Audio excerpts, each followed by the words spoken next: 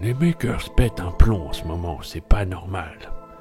Faits divers, suicides, meurtres, tous liés à des amateurs d'impression 3D. Je vais devoir faire appel à lui.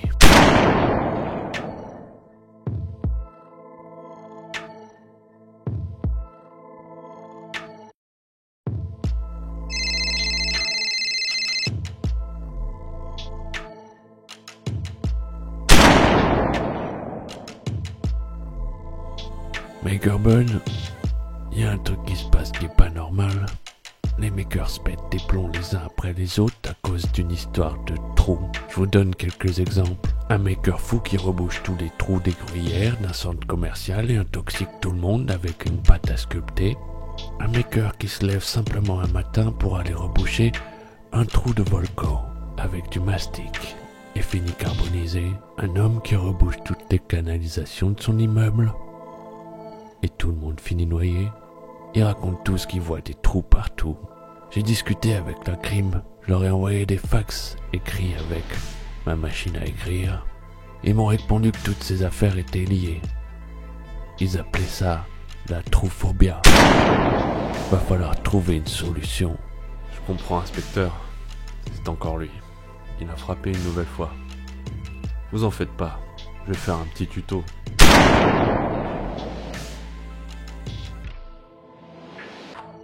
Avec cette vidéo, j'aimerais apporter un ensemble de bonnes pratiques et de conseils. Ce n'est pas juste un partage de paramètres. Si t'es déjà calé en 3D et que t'es pressé, tu peux aller directement au timecode qui s'affiche. Mais je garantis pas le résultat et tu vas peut-être louper des éléments de compréhension qui expliquent pourquoi j'utilise ces paramètres. Je précise aussi que j'ai utilisé ces paramètres avec plein de résines de marques différentes. Anycubic, Elegoo, Sunlu et même des marques blanches. Que ce soit de la résine colorée, grise ou translucide, ça s'est toujours bien passé. J'ai vu trop de gens se démotiver avec des prints ratés et ça me désole sincèrement. Alors j'espère que ça vous aidera à vous éclater avec ce hobby. Sur ce, bonne vidéo à tous.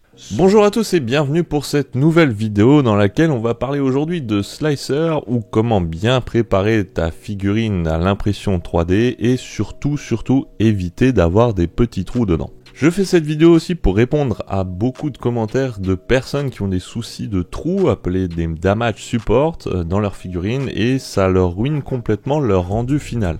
Aussi, je sais d'avance que les experts des slicers vont crier hérétique au bûcher, c'est le bûcher, parce que j'utilise pas forcément le programme, le slicer de manière très optimisée, etc. Je le fais un petit peu à ma sauce, mais dans cette vidéo, je vais te montrer les paramètres qui fonctionnent pour moi. C'est pas la vérité vraie absolue vers laquelle il faut absolument tendre, mais ça fonctionne très bien quand moi je fais des figurines. Surtout qu'avec ces paramètres-là, le temps d'impression est beaucoup plus long que la moyenne. Je préfère lancer une impression 3D et qu'elle prenne du temps, assurer qu'elle soit bien réalisée, plutôt que d'aller vite et d'avoir quelque chose de gâché. Pour faire très simple, quand j'ai une impression 3D qui foire, je change de FEP. Généralement, en fait, c'est l'indicateur chez moi qui fait que mon impression sort pas. C'est pas un problème logiciel, mais c'est que mon FEP est complètement carbonisé et il faut que je le change. Alors en plus, pour corser la chose et pousser vraiment le tuto au maximum, j'ai choisi une figurine particulièrement exigeante, donc c'est une figurine avec beaucoup de détails, plutôt des détails petits et très fins, et ça va nous permettre de voir effectivement si tout ça sort bien avec ces paramètres, et c'est cette magnifique figurine d'Alita du manga Gum, un manga que j'adore, qui va nous servir de cobaye aujourd'hui. Alors tout commence avec un slicer, il en existe beaucoup. Pour ce qui est slicer résine ou SLA, il y a Shitubox qui est très connu, c'est un logiciel qui est très bien, moi j'utilisais ça au début, mais j'ai basculé depuis un certain temps sur Litchi Slicer, qui pour moi est beaucoup plus simple et efficace. Je pense qu'à force de regarder mes vidéos, t'as compris que ma devise c'était « Ouvrez les guillemets ». Quand c'est possible, MakerBud va vers le simple et efficace. Donc on va commencer la préparation de la figurine en vérifiant la taille des pièces. Et je commence toujours par ça, vérifier en fait que j'ai le volume d'impression nécessaire pour toutes les pièces. Et juste après ça, on verra l'orientation des pièces sur le plateau d'impression. Donc là, ce qui est sympa avec ce modèle-là, c'est que le designer, il a déjà fait un assemblage. Donc il a découpé la figurine, mais il a aussi fait un assemblage. J'ai laissé l'assemblage total et je vois comme ça, en l'important, que tout rentre avec la taille d'origine, donc c'est parfait. Rien t'empêche de faire une plus grande figurine, ça dépend de la taille de ton plateau. Voilà, là on le voit bien, elle est toute bleue, s'il y a des pièces qui dépassent ou des bouts qui dépassent du plateau, ça apparaît dans le slicer en rouge. Par contre, pour avoir un minimum de trous dans ta figurine, l'imprimer d'un seul bloc, c'est pas toujours la solution. Là, en l'occurrence, on voit que le corps d'Alita, il est au-dessus de la base, donc pour l'imprimer, il va y avoir beaucoup de supports en dessous de son corps et qui vont taper sur la surface de la base et donc qui vont risquer de creuser en fait à des endroits des parties lisses et donc créer des aspérités qui seront pas belles au regard. Et il y a aussi d'autres endroits où il y a des supports qui tapent sur la base, donc vraiment le but c'est d'éviter ça, d'éviter qu'il y ait des supports qui soient sur des endroits surtout lisses et là où se pose directement le regard. Donc pour ça, pour éviter ça, tu peux imprimer chaque pièce séparément, mais c'est relativement chiant parce que tu as énormément de montage à faire et dans la globalité, tu auras sûrement plus de supports pour maintenir chacune des pièces. Une solution, et là c'est celle que je vais te présenter, c'est de préassembler logiciellement tes pièces avec MeshLab. Et si tu sais pas comment faire, je t'invite à aller voir la vidéo tuto sur laquelle j'ai fait le préassemblage logiciel avec MeshLab. Donc là, je vais commencer par assembler toutes les parties du corps qui composent le corps d'Alita. Donc voilà, quand c'est fait, je l'importe directement dans le slicer.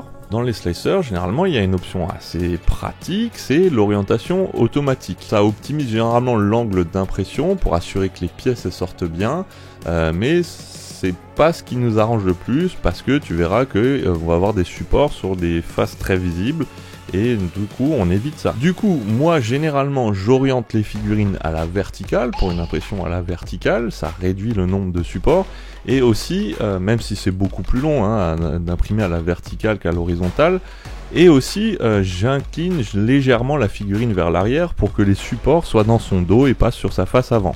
Alors une fois que l'orientation est faite, tu vas ajouter tes supports.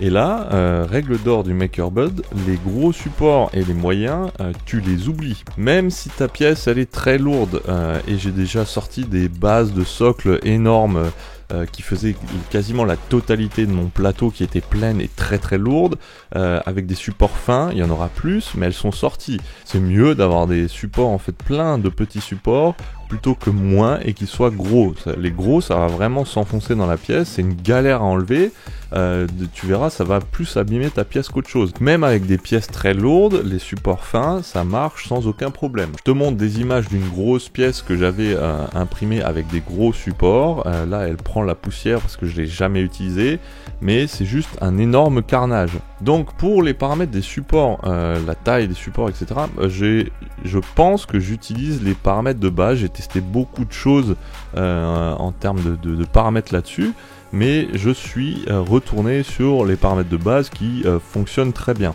Bon, en tout cas, il faut savoir que ils sont en forme de cône, c'est normal, puisque en free, sur cette licence gratuite, il n'y a pas d'autre choix, les autres options elles sont en pro donc elles sont payantes. Le diamètre il fait 1 mm, le diamètre des pointes il fait 0,3 mm et la longueur des pointes fait 2 mm. Tu peux bien sûr t'amuser à placer les supports à la main un par un pour optimiser, avoir le moins de supports possible, mais sur ces pièces, sur des pièces plutôt complexes, tu peux vraiment faire confiance au support automatique. Tu vas mettre des plombes, sinon à mettre tes supports, ça va être juste une horreur. Vraiment sur ces pièces complexes, il faut beaucoup de supports, donc les mettre à la main un par un, c'est vraiment trop long, parce que oui, en fait, il faut plus c'est complexe, plus il faut de supports. Et de base, en fait, le logiciel va t'en mettre beaucoup, donc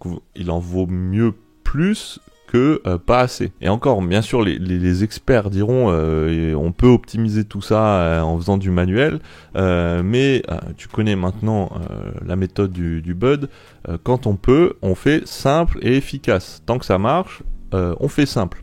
Donc une fois que tu as placé tous tes supports, tu vas simplement mettre les paramètres d'export. Il y en a un en gros, tout simplement, c'est l'anti-aliasing. Là tu vas le mettre de base, donc tu vas l'activer en fait ton anti-aliasing, et tu vas lui mettre donc c'est en standard, et tu vas rajouter un niveau maximum, donc ici c'est 8.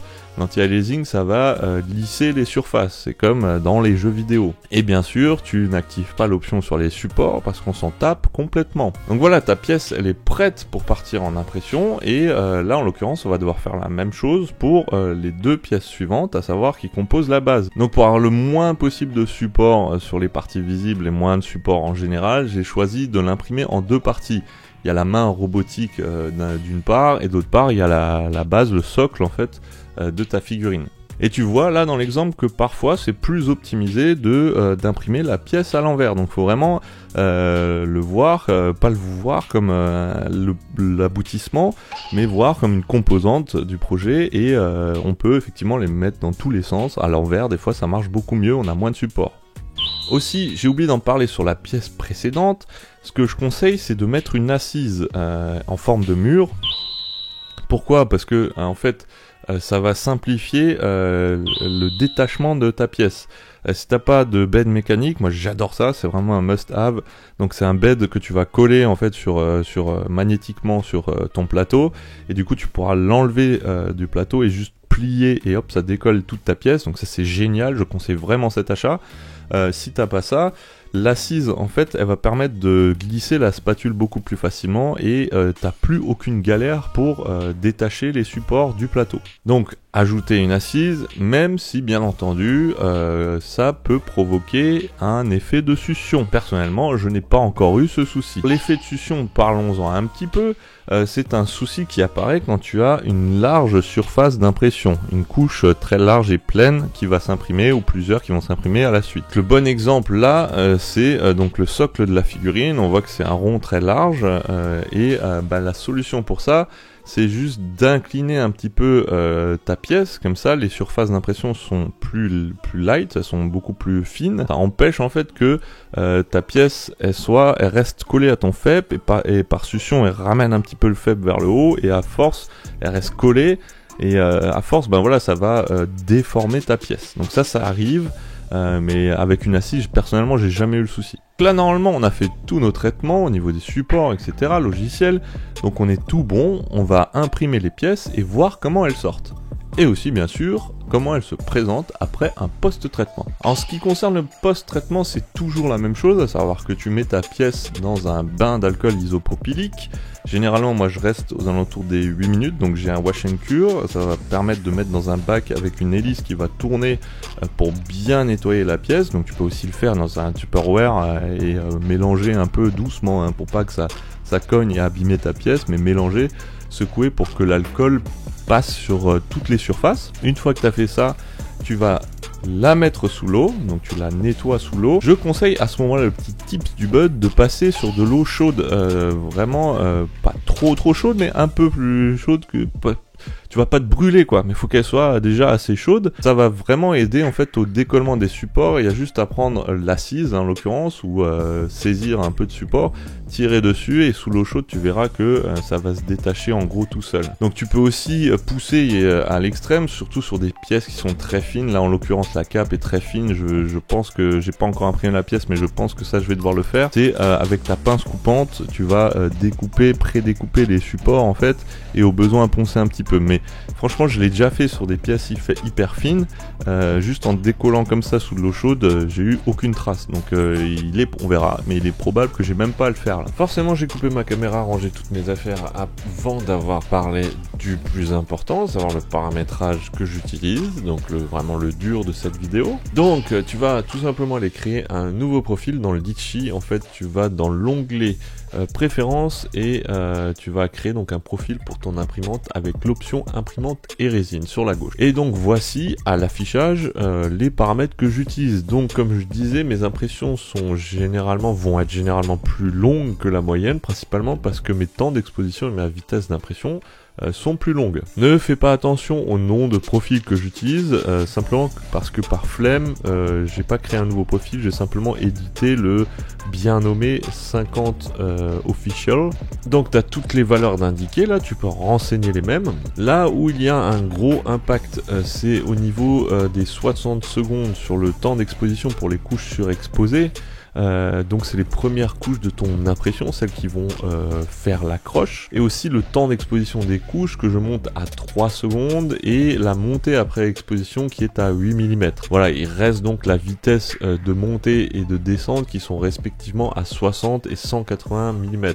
Donc voilà, maintenant tu sais tout, ça marche très bien avec une photo mono X, donc je t'invite à essayer, je pense que c'est compatible avec d'autres types d'imprimantes, il n'y a pas de souci, donc teste ce profil, regarde s'il te convient bien, c'est celui qui convient pour moi, qui me donne donc les résultats. Donc là je me permets de faire une petite aparté pour vous montrer un petit peu les pièces que j'ai déjà imprimées, donc vous voyez que franchement j'ai aucun trou en fait, hein, et j'ai quasiment aucun post-traitement, c'est à dire que je pars sur un post-traitement basique, c'est à dire pour nettoyer la figurine, mais après sur celle-ci je n'ai pas poncé, je n'ai pas rebouché, enfin c'est assez brut quoi, il y a quasiment aucun traitement.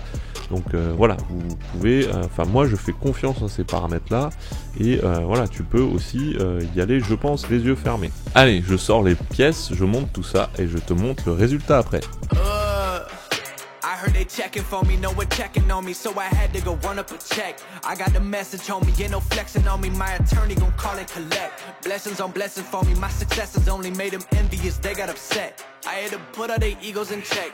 I want the money, the power, respect, and I heard you know so-and-so, you not a threat, cause I really know so-and-so, they like my family, so they go pretend that they cool till they bust at your motherfucking chest. I'm getting gutter, my flow been like butter, my check in the bank. They see the number, all of my haters feel one of two ways. Really upset or they show some respect. I can't even think about it, I've been up, so read about it. No beat around it, straight to it, no ring around it. You coming for me, we'll see about it. We'll never see it when I get my feet up. 100 meters where I run the fee up, and go ka-ching and nana mana pia. I had to re-up on a reel, so you stay defeated. And put it back into the bit, cause I don't really need it. I heard they checking for me, no one checking on me, so I had to go run up a check. I got the message on me, ain't no flexing on me, my attorney gon' call and collect. Blessings on blessings for me, my successes only made them envious, they got upset. I had to put all their egos in check. I had to put all their egos in check. You're not entitled to anything else. I got 10 years of this under my belt. Your art is an art, they don't feel it, and nobody hears it. Initiative stay on the shelf. Your ego done got in the way. It gotta die today. It gotta go. You should be happy I lighten the load. The weight of your arrogance, heavy as stone. I make an appearance, they already know. That chip on your shoulder gon' crumble and fold, yeah. It's not a secret that you have been fearing the shit that I'm on. So you back to the brag and the boast. But I'm in a class of my own. I heard they checking for me, no one checking on me, so I had to go run up a check. I got the message on me, ain't no flexing on me, my attorney gon' call and collect. Blessings on blessings for me, my successes only made them envious, they got upset. I had to put all their egos in check. Et donc nous voici à la conclusion de cette vidéo et en présence d'une magnifique figurine fraîchement imprimée. J'ai passé une première sous-couche à la bombe noire et ensuite j'ai fait une lumière zénithale avec une bombe blanche. Et donc là c'est avec la peinture que généralement dès qu'il y a un défaut il ressort. C'est là on va vraiment voir tous les défauts et surtout sur ce type de peinture noir et blanc tous les défauts vont ressortir. Et tu vois que là on n'a pas de trou, donc vraiment on est plutôt bien. Je garde la peinture de cette figurine pour une prochaine vidéo parce que celle-ci est déjà assez longue et dense. Ah oui, j'ai oublié de vous parler aussi de mes STL. Donc j'ai fait dans la dernière vidéo des plaques murales. Voilà, j'ai donné un exemple d'une que j'avais créée sur la base d'une que j'avais trouvée sur internet. Du coup j'ai pris d'autres images. Enfin, allez voir la vidéo. Mais je vous explique comment faire en fait des décorations murales ultra stylées vous-même. J'en fais plein, moi je les ai pas encore accrochés. Ça va venir en fait, j'attends juste des petits stickers double face pour pouvoir mettre ça sur le mur. Simplement là j'en ai une nouvelle, elle est modélisée, je vais l'imprimer pour cette vidéo. Donc je vous mets une petite photo de ce que ça donne. Voilà, c'est un évangélion, hein, c'est sur le thème d'Évangélion.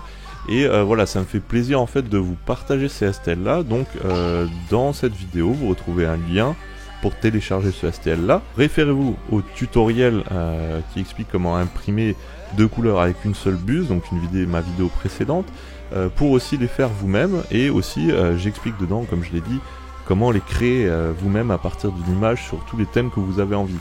Donc moi ça me fait plaisir de partager ça, déjà de le créer et ensuite de le partager. Donc dans cette vidéo, en description, vous avez la possibilité de télécharger ce STL.